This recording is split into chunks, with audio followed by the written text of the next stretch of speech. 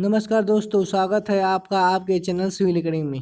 Friends, आज के session में हम स्टील के क्वेश्चन को टारगेट करेंगे। अगर आपको सेशन अच्छा लगे तो आप चैनल को सब्सक्राइब, लाइक एंड शेयर जरूर कर देंगे और अपने फ्रेंड सर्किल में ज़्यादा से ज़्यादा इस सेशन को शेयर कर देंगे। चलिए फ्रेंड्स, अपना सेशन स्टार्ट करते हैं। क्वेश्चन नंबर फर्स्ट पूछ रहा है आपसे यहाँ पे, horizontal stiffener are needed in plate girder if thickness of wave is less than. कह रहा है हमारा, ठीक है, D/T/W का रेशियो किससे लेस होगा तो आपको हॉरिजॉन्टल स्टिफनर की आवश्यकता होगी, नीडेड होगी। अगर हम बात करेंगे D/T/W का, तो D/T/W का जो रेशियो होगा, अगर 85 से ज़्यादा तो उस कंडीशन में हम स्टिफनर लगाएंगे। वो भी कौन सा? Vertical stiffener. अब बात कर रहा है हॉरिजॉन्टल स्टिफनर कब प्रोवाइड करेंगे, जब D/T/W का रेशियो जो है 85 से लेके, ठीक है, अगर 200 के बीच में लाई कर दिया तो उस कंडीशन में हम क्या करेंगे? हॉरिजॉन्टल स्टिफनर लगाएंगे। तो करेक्ट ऑप्शन क्या हो जाएगा? Option number B. Option number B is correct answer. अगले क्वेश्चन में चलते हैं। अगला क्वेश्चन आपसे पूछ रहा है यहाँ पे, wave crippling in beam generally occur at the point. हमारा जो वेव क्रिपलिंग देखने को मिलता है बीम में, वो कहाँ से देखने को मिलता है? तो हम बात करेंगे वेव क्रिपलिंग क्या होता है। तो अगर हम बात करते हैं, यहाँ पे एक गर्डर है, ठीक है, ये गर्डर में लोड फ्लेंज पे आएगा, एरिया ज़्यादा, स्ट्रेस का वैल्यू कम होगा। लेकिन इस वेव पे जैसे ही लोड का वैल्यू आएगा, एरिया कम है, स्ट्रेस का वैल्यू बढ़ जाएगा। तो हमें ये फेल देखने को मिलता है कहाँ से? चाहे ऊपर से, चाहे इस पॉइंट से। ठीक, अगर यहाँ से फेल करेगा तो इसे बोलेंगे क्या? ठीक है, इस फेल्योर को हम बोलेंगे क्या? क्रिपलिंग बोलते हैं। तो बोलता है यहाँ पे कहाँ से कहाँ पे हमें देखने को मिलता है, किस पॉइंट पे? तो अंडर द लोड और एक एट सपोर्ट, दो जगह से हमें देखने को मिलता है क्रिपलिंग। ठीक, एक अंडर द लोड और एक एट सपोर्ट। तो क्या हो जाएगा? करेक्ट ऑप्शन हो जाएगा क्या? Concentrated load act. जहां पे लोड एक्ट कर रहा है वो क्या हो जाएगा? मेरा क्रिपलिंग देखने को मिलेगा। Option number A is correct answer. अगले क्वेश्चन चलते हैं। अगला क्वेश्चन आपसे पूछा है यहाँ पे कि प्लेट गर्डर में, sorry, if plate girder vertical stiffener are required when the ratio of clear depth and wave thickness। कह D/T/W का रेशियो जो है कितना से अधिक हो जाएगा तो हमें वे वर्टिकल स्टिफनर लगाएंगे। तो अभी जस्ट बताए हैं कि D/T/W का रेशियो जो है अगर 85 से ज़्यादा हो जाएगा तो उस कंडीशन में हम क्या लगाएंगे? वेव स्टिफनर लगाएंगे। ठीक, वो भी वर्टिकल स्टिफनर। अगर 85 से 200 के बीच में हो जाएगा तो उस कंडीशन में हम, ठीक, हॉरिजॉन्टल स्टिफनर लगाएंगे। अगले क्वेश्चन पे आते हैं। अब पूछ रहा है आपसे, shape factor for circular section is equal to. Shape factor क्या होता है? अगर हम बात करेंगे शेप फैक्टर की, तो शेप फैक्टर इक्वल टू क्या होता है? वो होता है ZP डिवाइडेड बाई Z। यानी कि plastic section model divided by section model, उसके रेशियो को हम क्या कहते हैं? शेप फैक्टर कहते हैं। तो यहाँ पे बोला है क्या? सर्कुलर के लिए जो हमें शेप फैक्टर देखने को मिलता है, देखने को मिलेगा, कितना मिलेगा? 1.7। 1.5 किसके लिए मिलता है? वो रेक्टेंगल के लिए। किसके लिए? रेक्टेंगल के लिए। ठीक है, अगर बात करेंगे ट्रायंगल के लिए तो 1.3। ठीक, अगर हम बात करेंगे डायमंड के लिए तो डायमंड के लिए 2। ठीक, आई सेक्शन की बात करें तो आई सेक्शन के लिए याद रखेंगे 1.14। टी सेक्शन की बात करेंगे तो टी सेक्शन के लिए 1.5 से लेके 1.9 के बीच में ये लाई करेगा। ये सारा शेप फैक्टर है, आप याद रखेंगे। अगले क्वेश्चन में चलते हैं। अगला क्वेश्चन आपसे पूछ रहा है यहाँ पे कि the purpose of stiffener in plate girder to be. ठीक, अब क्या पर्पज है स्टिफनर लगाने का? आपको बताना है कि हम वेब में स्टिफनर क्यों लगाते हैं। तो क्यों लगाते हैं? क्योंकि वो बकल हो जाता है, उसी बकलिंग को रोकने के लिए हम क्या करते हैं? स्टिफनर को प्रोवाइड करते हैं। जैसे मान लीजिए आपकी गर्डर हो गया, आई सेक्शन हो गई, इस आई सेक्शन में जो ये पे वेब होता है, वेब में जो फेल देखने को मिलता है ये बकलिंग के कारण। ठीक है, तो पूछ रहा है कि स्टिफनर क्या करता है? इसी को तो रोकता है। यहाँ पे ऐसे लगा देंगे स्टिफनर, जैसे ही यहाँ पे लगाएंगे एरिया का वैल्यू बढ़ जाएगा, स्ट्रेस का मान हो जाएगा कम। तो क्यों लगाते हैं स्टिफनर? ठीक, तो बताएंगे क्या कि हमारा प्रिवेंट करता है बकलिंग को। ठीक है, जो वेब में बकलिंग होता है उसी को क्या करता है? वो रोकता है। Option number C is correct answer. अगले क्वेश्चन पे आते हैं। अगला क्वेश्चन आपसे पूछा है यहाँ पे कि प्लेट गर्डर बेंडिंग मोमेंट कर है यहाँ पे कि प्लेट गर्डर जो होता है, प्लेट गर्डर का मतलब होता है जो हम ऊपर प्लेट के रूप में लगाते हैं। आई सेक्शन हुआ, आई सेक्शन के ऊपर जैसे, ठीक है, ये मेरा क्या हो गया? आई सेक्शन हो गया। इस आई सेक्शन के ऊपर जब हम प्लेट लगाते हैं, ये पूछ रहा है कि ये जो प्लेट लगाते हैं ये किसको रजिस्ट करता है? तो याद रखेंगे यहाँ पे सबसे पहले पॉइंट कि हमारा फ्लेंज में जो बेंडिंग मूवमेंट होता है, ठीक, वो उसको रजिस्ट करता है। अब वेब में शेयर होता है, वेब में क्या होता है? शेयर होता है। फ्लेंज में क्या होता है? बेंडिंग मूवमेंट आता है। ठीक, तो इसका करेक्ट ऑप्शन क्या हो जाएगा? ध्यान देंगे क्या बोला है? इन प्लेट गर्डर, प्लेट गर्डर जो बेंडिंग मूवमेंट को रजिस्ट करता है। ठीक है, तो वेब प्लेट या फ्लेंज प्लेट, ठीक है, देखिए, फ्लेंज प्लेट ओनली या फ्लेंज एंगल ओनली या flange plate and flange angle. ये एंगल की बात नहीं करेंगे, यहाँ पे किसकी बात करेंगे? प्लेट की बात करेंगे जो फ्लेंज पे लगाया जाता है। यही मेरा जो बेंडिंग मोमेंट को क्या करेगा? रजिस्ट करेगा। अगले क्वेश्चन में चलते हैं। अगला क्वेश्चन आपसे पूछा है यहाँ पे कि वर्टिकल प्लेट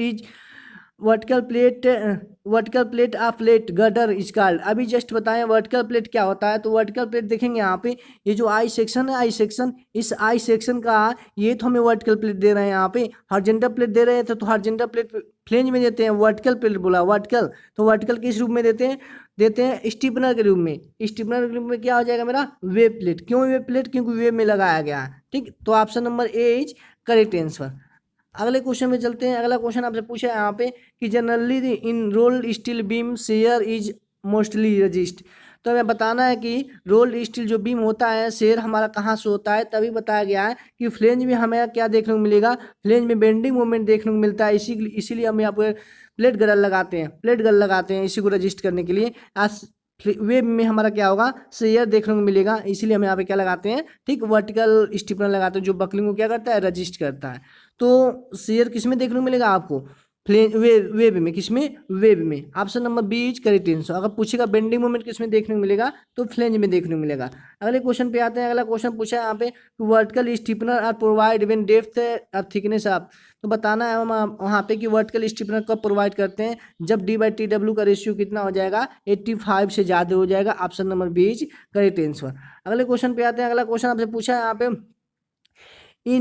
इन जनरली बताना है कि depth of plate girder is kept है। ठीक, हमारा जो होता है, ठीक, अब बताना है कि डेप्थ कितना होता है प्लेट गर्डर का। तो याद रखेंगे L/10 से लेके L/12 के बीच में क्या करेगा, उसकी डेप्थ लाई करेगी। ये जो मेरी है ना भी गर्डर है, इसकी डेप्थ पूछ रहा कितनी आएगी, तो याद रखेंगे L/10 से L/12 के बीच में लाई करेगा। Option number C is correct answer. अगले क्वेश्चन पे आते हैं। अगला क्वेश्चन पूछा है यहाँ पे कि plate girder are web plate provide with stiffness when the ratio of clear depth thickness of web. वही फिर से क्वेश्चन आ गया, D/TW का रेशियो कितने से ज़्यादा हो जाएगा तो अपने स्टिफनर लगाएंगे। तो याद रखेंगे 85 से ज़्यादा होगा तो उस कंडीशन में हम स्टिफनर प्रोवाइड करेंगे। Option number D is correct answer.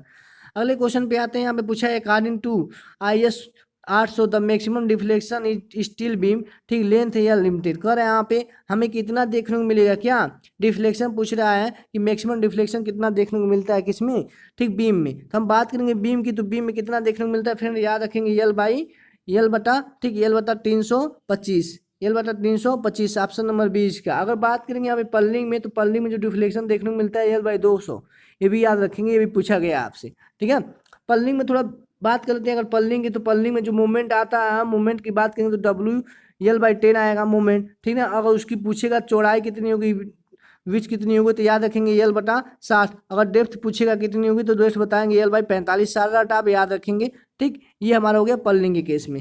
अगले क्वेश्चन में चलते हैं। अगला क्वेश्चन आपसे पूछा है यहाँ पे कि the member which support covering material of steel roof truss. आपको बताना है, उस मेंबर का नाम बताना है जो किसको सपोर्ट करता है, कवरिंग मटेरियल को। तो अगर हम बात करेंगे कवरिंग मटेरियल, जैसे हमारे हो गया ट्रस, यहाँ पे आप पल्लिंग लगा दिए, पल्लिंग के ऊपर क्या लगाते हैं, कवरिंग लगाते हैं। तो किसको सपोर्ट कर रहा है, कवरिंग को कौन सपोर्ट कर रहा है, पल्लिंग सपोर्ट कर रहा है। क्या कौन सपोर्ट कर रहा है, पल्लिंग सपोर्ट कर रहा है। Option number B is correct answer. अगले क्वेश्चन में चलते हैं। अगला क्वेश्चन पूछा है यहाँ पे कि प्लेट स्टिफनर इन लोड गर्डर आज प्रोवाइड। हमारा जो है बियरिंग स्टिफनर जो है, ठीक ना, प्रोवाइड करते हैं गर्डर में। क्यों, आप देखेंगे यहाँ पे, तो अभी जस्ट बताए हैं कि बियरिंग का मतलब होता है कि उसकी कैपेसिटी से। ठीक है, तो बियरिंग कैपेसिटी की कहाँ पे प्रोवाइड करेंगे, याद रखेंगे सपोर्ट के। कैसे, देखिए यहाँ पे हो गया मेरे कॉलम की बात करेंगे। एक कॉलम की जो ये डेप्थ इंक्रीज, अगर कॉलम की लेंथ को इंक्रीज करनी है आपको, तो क्या करेंगे, इसके ऊपर दूसरी कॉलम को रखेंगे, यहाँ पे क्या लगाएंगे, एक प्लेट लगाएंगे। इसी प्लेट का नाम क्या है, बियरिंग नाम है। तो जैसे ही लगा देंगे तो क्या करेगा, इस ऊपर वाले कॉलम के क्या करेगा, एक स्टेबिलिटी प्रोवाइड करेगा, अस्थायित्व प्रदान करेगा। ठीक है, जिसकी वजह से क्या कर रहा है, इस कॉलम का लोड जो है इस कॉलम पे इजीली से ट्रांसफर कर देगा ये प्लेट। ठीक, तो ऑप्शन क्या हो जाएगा, option number C is correct answer. अगले क्वेश्चन में चलते हैं। अगला क्वेश्चन पूछा है आपसे कि plate use in the top और बॉटम ऑफ प्लेट गर्डर आजकल। तो बताना है यहाँ पे जो प्लेट हम टॉप और बॉटम पे यूज करते हैं उसका, ठीक, उसे हम क्या कहेंगे। तो अगर हम बात करेंगे यहाँ पे टॉप और बॉटम में जो प्लेट यूज करते हैं, ठीक है, तो यहाँ पे यूज करें टॉप और बॉटम में। ठीक, तो इस प्लेट को क्या बोला जाएगा, तो कवर प्लेट बोला जाएगा। क्या बोला जाएगा, कवर प्लेट। तो याद रखेंगे यहाँ पे बेंडिंग मोमेंट को रजिस्ट करने के लिए, यहाँ पे शेयर को रजिस्ट करने के लिए, ठीक, शेयर फोर्स को रजिस्ट करने। वेब में हमेशा शेयर आता है, फ्लेंज में हमेशा बेंडिंग आता है। ठीक, अगले क्वेश्चन में चलते हैं। अगला क्वेश्चन आपसे पूछा है यहाँ पे कि the maximum shear to steel beam should not exceed, आपको बताना है यहाँ पे मैक्सिमम शेयर बताना है, मैक्सिमम शेयर कितना हो सकता है। तो मैक्सिमम शेयर हमारा जो होता है 0.45 FY होता है। एवरेज की बात करेंगे तो 0.45 FY होता है एवरेज, ठीक है। मैक्सिमम बोला तो मैक्सिमम हो जाएगा 0.45 FY। Option number A is correct answer. अगले क्वेश्चन में चलते हैं। अगला क्वेश्चन पूछा आपसे कि शेप फैक्टर ऑफ रेक्टेंगल, अभी जस्ट बताएं कि रेक्टेंगल का शेप फैक्टर होता है, शेप फैक्टर इक्वल टू होता है ZP divided by Z, plastic section model divided by section model, उसके रेशियो हम शेप फैक्टर बोलते हैं। यहाँ पे रेक्टेंगल के लिए कितना होता है तो 1.5 होता है, 1 डायमंड के लिए 2 होता है, ठीक है। टी सेक्शन के लिए 1.5 से 1.5 से लेके 1.9 के बीच में लाई करेगा। आई सेक्शन के लिए कितना होगा 1.14 होगा, ठीक है। अगर हम बात करेंगे सर्कुलर की तो सर्कुलर के 1.7 होता है। इस सारा डाटा आप याद रखेंगे, ठीक। अगले क्वेश्चन में चलते हैं। अगला क्वेश्चन पूछा है यहाँ पे कि in steel member subjected to compressive force in direction parallel longitudinal axis, तो बताना है यहाँ पे, ठीक। उस मेंबर का नाम बताना है कि जो क्या करे कंप्रेसिव लोड को ले, कंप्रेसिव फोर्स ले। तो हम बात करेंगे यहाँ पे कंप्रेसिव फोर्स की, तो कंप्रेसिव फोर्स हमारा जो होता है, ठीक है, कौन कौन लेगा वो हमारा कॉलम भी लेता है, पोस्ट भी लेता है और एक्सटेंशन भी लेता है, यानी तीनों लेंगे हमारा कंप्रेशन फोर्स। तो क्या हो जाएगा ऑप्शन नंबर इसका D is correct answer. Column भी एक प्रकार कंप्रेसिव मेंबर है, पोस्ट भी है, एक्सटेंशन भी, तीनों हमारा क्या है कंप्रेसिव मेंबर ही एग्जाम्पल है इसके। अगले क्वेश्चन में चलते हैं। अगला क्वेश्चन पूछा है column splice is use to increase, column splice जो पूछ रहा है क्या इंक्रीज करने के लिए यूज किया जाता है। तभी जस्ट बताएं मेरी क्या हो गई, कॉलम हो गई, ठीक है, जिसकी चौड़ाई कुछ कम है। तो ऊपर अगर कॉलम एक रखेंगे इसके ऊपर, ठीक, तो यहाँ पे क्या लगाएंगे बेयरिंग प्लेट लगाएंगे, क्या लगाएंगे बेयरिंग प्लेट। अब देखेंगे यहाँ पे जब रिवेटिंग करेंगे तो इसके क्या करना है, यहाँ पे एक फिलर प्लेट लगाना पड़ेगा, क्या लगाना पड़ेगा फिलर प्लेट लगाना पड़ेगा। जैसे ही फिलर प्लेट लग जाएगा तो इसके बाद क्या करेंगे इस ऊपर वाले कॉलम को नीचे वाले कॉलम से जोड़ना, तो यहाँ पे लगाएंगे प्लेट, इसी प्लेट को बोलते हैं क्या स्प्लाइस, ठीक है, इसी क्या बोलते हैं स्प्लाइस। उसके बाद हम क्या कर देंगे रिवेटिंग कर देंगे। तो देखेंगे इसी प्लेट का नाम क्या है स्प्लाइस है। क्या कर रहा है लंबाई को तो बढ़ा रहा है, क्या कर रहा है लंबाई को बढ़ा रहा है। ये क्या आ जाएगा लेंथ ऑफ कॉलम, ठीक है, क्या करेगा ये इंक्रीज करेगा किसको लेंथ ऑफ कॉलम को। Option number B is correct answer. अगले क्वेश्चन में चलते हैं। अगला क्वेश्चन आपसे पूछा है यहाँ पे एक छोटा सा न्यूमेरिकल है, ये पूछा है आपसे कि एक स्टील कॉलम है, ठीक है, multi storage building carry an axial load 125 newton, ठीक। तो ये बिल्टअप अब two ISMC 350 channel connected by lacing. अब बताना है यहाँ पे, ठीक है, वो कितना हमारा लोड लेगा, ठीक है। आप जानते हैं लेसिंग के केस में लेसिंग हमारा जो होता है 2.5% लोड लेता है, 2.5% क्या करेगा वो लोड लेगा टोटल का। टोटल लोड कितना आ रहा है 125 हो जाएगा, परसेंटेज यहाँ पे चेंज कर देंगे, आ जाएगा 100 डेसिमल में चेंज। जब इसको आप सॉल्व करेंगे तो 5 टाइम्स या 4 टाइम्स हो जाएगा, ठीक है। जब करेंगे इसको तो कितना हो जाएगा 2.5 इंटू 5 डिवाइडेड बाई 4 कर देंगे, कितना आएगा देखते हैं।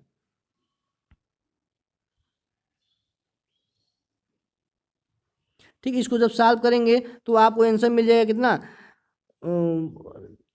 कितना मिल जाएगा, आपको मिल जाएगा यहाँ पे ऑप्शन में दिया है 3.126, क्या हो जाएगा 3.126। Option number C correct answer. ठीक, अगले क्वेश्चन में चलते हैं। अगला क्वेश्चन पूछा आपसे कि द इफेक्टिव लेंथ बताना आप weldage is taken at the actual length. तो अगर हम बात करेंगे इफेक्टिव लेंथ की, तो इफेक्टिव लेंथ इक्वल टू क्या होता है कैपिटल एल होता है माइनस 2s होता है। यानी कि जो एक्चुअल लंबाई है, जो एक्चुअल लेंथ है, उसमें से क्या करते हैं वेल्ड साइज को माइनस कर दें 2 टाइम्स। तो क्या हो जाएगा यहाँ पे -2 times of weld size. Option number B is correct answer. अगले क्वेश्चन में चलते हैं। अगला क्वेश्चन आपसे पूछा है यहाँ पे,